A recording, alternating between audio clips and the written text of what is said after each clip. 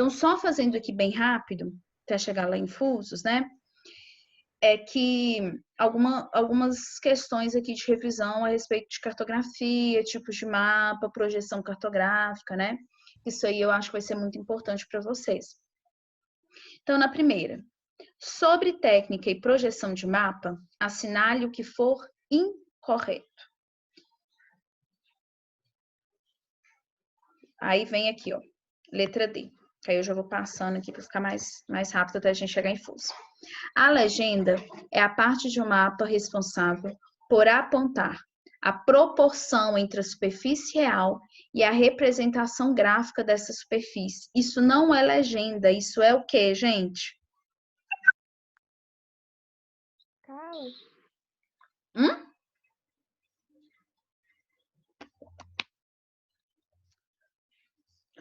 Qual que é o elemento do mapa onde eu vou ter aí uma medida proporcional da realidade com a área representada? Escala. Mesmo, a escala. Então, não é legenda, né? Na 2, rochas, relevo e solo são temas respectivos dos seguintes mapas. As rochas, mapa geológico. O relevo, mapa geomorfológico. A geomorfologia aí que estuda o relevo. E pedológico. Então, os mapas aí de rocha, relevo e mapa de solo. Sobre a localização do Brasil nas representações gráficas da Terra, assinale o que for correto. Aqui é só localização. O Brasil se encontra em apenas um hemisfério sul. O Brasil está localizado em 2 hemisférios diferentes, a maior parte no hemisfério norte e uma pequena parte no hemisfério sul. Norte eu também posso chamar muitas vezes aí de setentrional e o sul de meridional. O Brasil está localizado em 3 hemisférios diferentes. O Brasil está localizado em 4 hemisférios diferentes. O Brasil não é cortado por nenhuma das 2 principais linhas imaginárias na Terra, meridiano de Greenwich e a linha do Equador. Qual que é a correta aqui, gente? Qual? A. Letra A?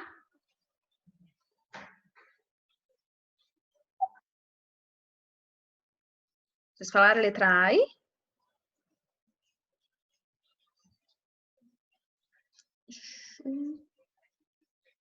Estou conseguindo ouvir vocês direito? Eu não sei se é porque vocês não estão falando, não sei. Mas vamos lá, então. Correto aqui. Letra C. O Brasil está localizado em 3 hemisférios diferentes. Hemisfério setentrional meridional, levando em consideração linha do Equador, hemisfério norte e sul, e hemisfério ocidental, levando em consideração meridiano de Greenwich. Então, 3 hemisférios diferentes. 4. Observe a figura. Aqui. Observe a figura. Os tipos de projeções cartográficas representadas na figura são, respectivamente, aqui nós temos a projeção plana ou azimutal. Aqui nós temos a cilíndrica e aqui nós temos a cônica. Projeção plana azimutal, que é uma projeção pontual, né? Que vai ter um ponto central aí. É muito utilizada para representar elevadas latitudes, representar os polos.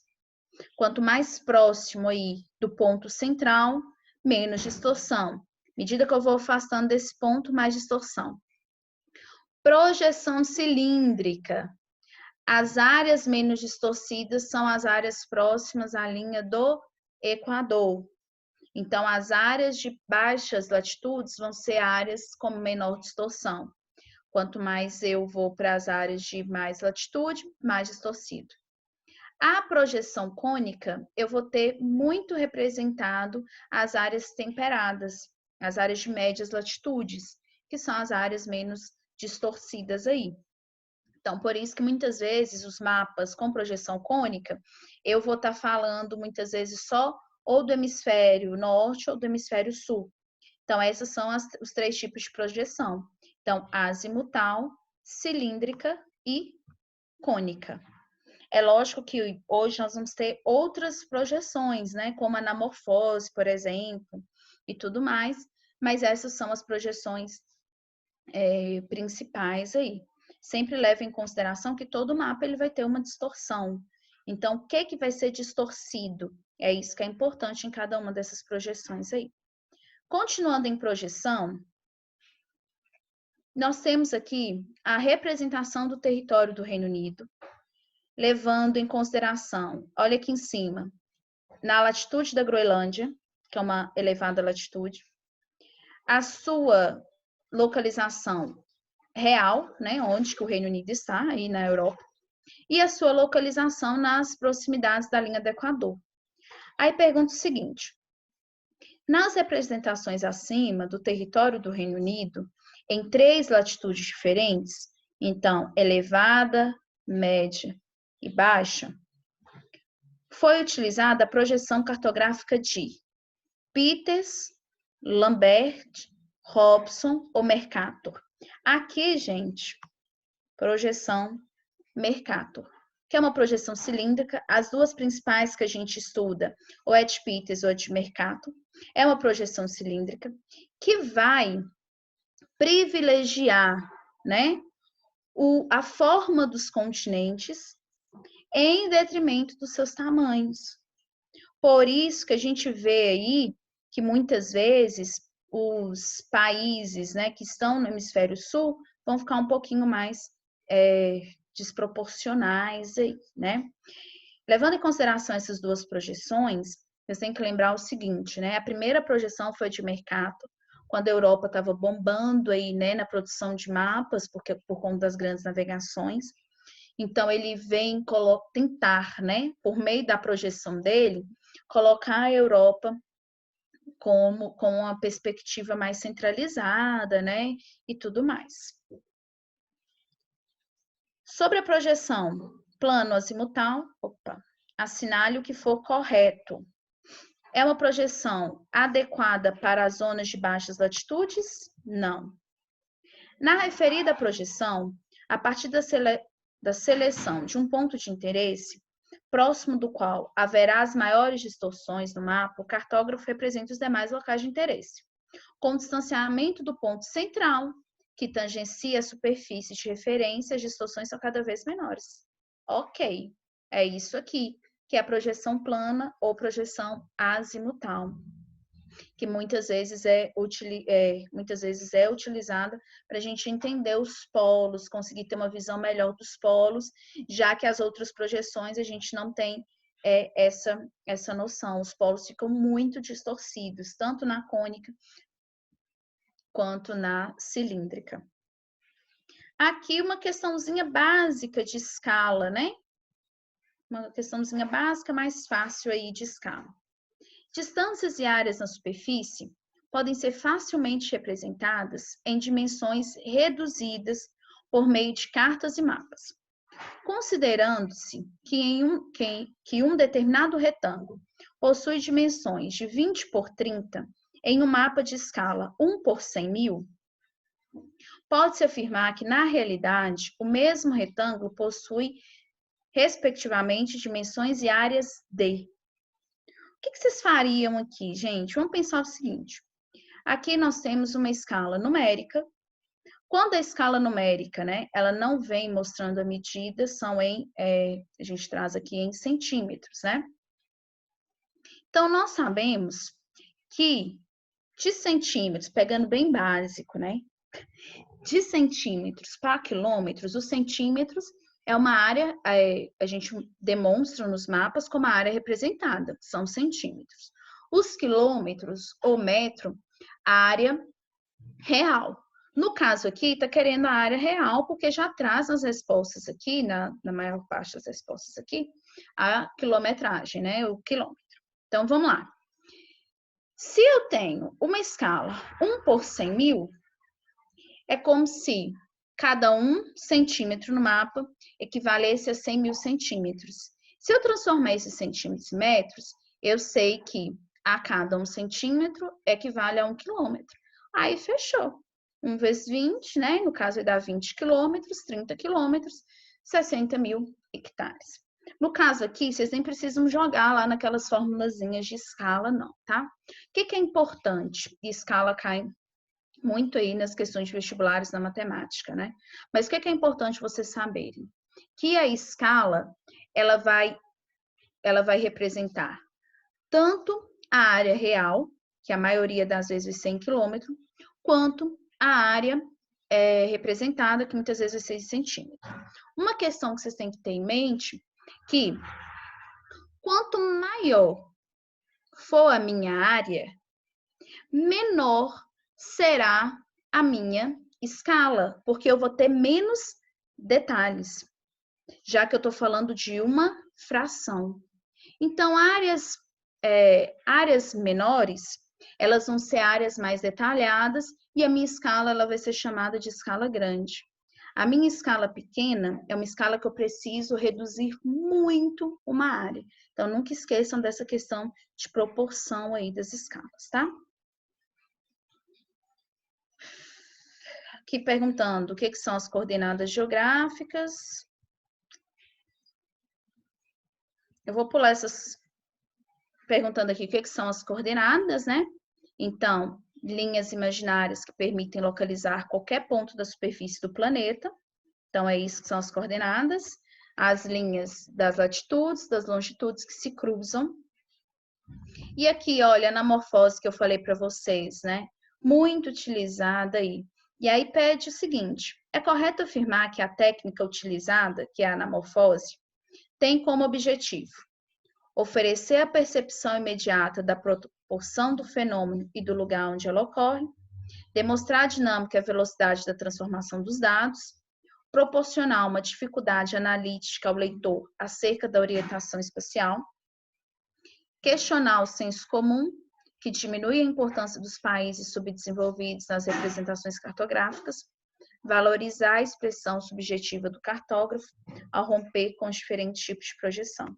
Letra A. Então, a anamorfose, eu vou ter uma percepção imediata da proporção do fenômeno do lugar onde ela ocorre. Aqui eu estou falando em população nos anos 2000. Então, olhando a anamorfose, é lógico que eu tenho que saber, né? Que olhando a anamorfose, os países, né, ou os continentes que vão estar maiores aí, é porque vai ter uma população maior. Os continentes ou os países que vão estar menores, eu vou ter menor, menos população. Que também, aqui já traz, né, projeção de Mercator, como eu falei para vocês. E aí pergunta, né, o que é essa projeção? Uma projeção cilíndrica conforme, que distorce as dimensões territoriais e preserva as formas dos continentes, justamente para tentar privilegiar aí os países do norte, os países ricos, né? Que foi o que o Mercator tentou fazer. Peters, ele vem para tentar demonstrar o contrário, que os países do sul são países realmente mais subdesenvolvidos, mas que têm uma área muito maior do que é representada aí por Mercator. Aqui já começa fusos horários. Então, vamos prestar bastante atenção aí na de fusos aqui. Uma questão de vestibular de 2018. Aqui nós temos uma imagem, aí fala o seguinte, que essa imagem mostra as rotas aéreas entre Brasil e Portugal, bem como outras rotas que interligam a capital portuguesa, Lisboa, a outros países na África, na América e na Europa. Grande parte do trajeto aéreo entre Brasília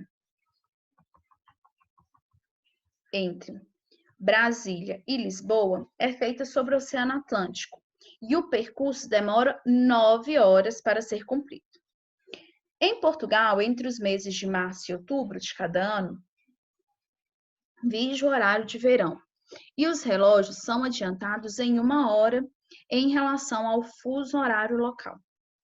Enquanto o horário de verão está suspenso tanto no Brasil quanto em Portugal, a diferença entre os fusos de Brasília e Lisboa é de 3 horas. Considerando as informações apresentadas, assinale a opção correta. Caso um avião comercial para 4/6/2018, do aeroporto de Brasília, às 17 horas, parta em 4/6, aeroporto de Brasília, às 17 horas, com destino a Lisboa, a previsão é que o pouso ocorra no horário de Lisboa às 6 da manhã. Essa é uma alternativa certa ou errada? Vamos lá, então. Então, aqui a gente está desconsiderando o horário de verão, que a minha questão de falou que eu vou desconsiderar, e que eu tenho aí no percurso 9 horas para ser cumprido. Então, essas minhas horas de voo que eu vou ter que acrescentar. Lembrando, gente, que Brasília está a oeste de Portugal, de Lisboa. Então, Lisboa, as horas são adiantadas. Então, vamos pensar aqui. Se eu sair de Brasília às 17 horas, eu sei que de Brasília a Lisboa são 3 horas de diferença, 3 fusos de diferença, então eu tenho que somar. Por que que eu somo? Porque é 3 horas a leste. Então, Brasília está a oeste, no caso. Lisboa está a leste de Brasília. Então, por isso que eu somo. Tudo que está a leste, eu somo, né? Então, mais 3 horas. 17, 18, 19, 20 horas. Mais as 9 horas de quê? De voo, que já me deu na questão lá em cima. Então, eu tenho 29 horas. Existe 29 horas? Não. Então, eu faço menos 24 horas e vai ser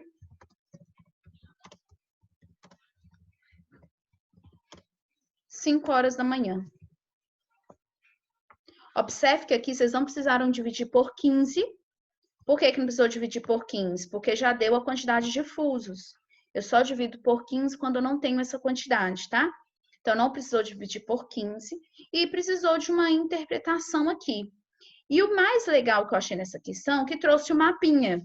Então, por aqui, vocês conseguiram perceber que Brasil de Portugal, Brasil está aqui, Portugal está aqui. Então, eu saio do oeste e vou para leste. Então, minhas horas, elas são somadas. Aqui ficou tranquilo? Essa questão aqui de fuso? Sim, essa sim. Oi? Ficou tranquilo? Ah, então ótimo. Ixi, já é 10h21. Vou corrigir só mais uma aqui, que aí a gente... Cai para vocês terem um descansinho aí para a próxima aula. Então, vou corrigir só mais essa aqui da Unicamp, também de 2018. 2 amigos planejaram assistir a abertura da Copa do Mundo em Moscou. Eles partiram no dia 10 de junho de 2018 do aeroporto de Brasília, situado a 45 graus de longitude oeste, às 16 horas, com destino ao aeroporto de Londres, situado a 0 graus de longitude. O voo teve duração de 10 horas. Os 2 amigos esperaram por 3 horas para partirem em direção a Moscou, situado a 60 graus de longitude leste. E o segundo voo durou 4 horas. Olha que confusão isso aí, né? Com base nessas informações, e considerando que o continente europeu adota nesse período o horário de verão, que adianta os relógios em 1 hora, indique o dia e a hora que os 2 amigos chegaram ao aeroporto internacional em Moscou. Beleza. Até já comecei a fazer aqui, mas vamos fazer juntos aqui que fica mais fácil. Então, vamos lá. Primeiro, eles partiram de Brasília, 45, longitude, né? Oeste, que é igual a 3 fusos, oeste, com destino a Londres, que está a 0 graus. Então, eu tenho 3 horas de diferença aí de uma para outra. Deixa eu apagar aqui que fica mais fácil. 3 horas de diferença de uma para outra. Então, se ele saiu às 16 horas e foi para Londres, que horas que ele chegou em Londres? Eu sei que Londres é o marco 0. Então, eu tenho 3 horas de diferença. Só que é 3 horas para mais, porque Londres está a leste do Brasil. Então, 16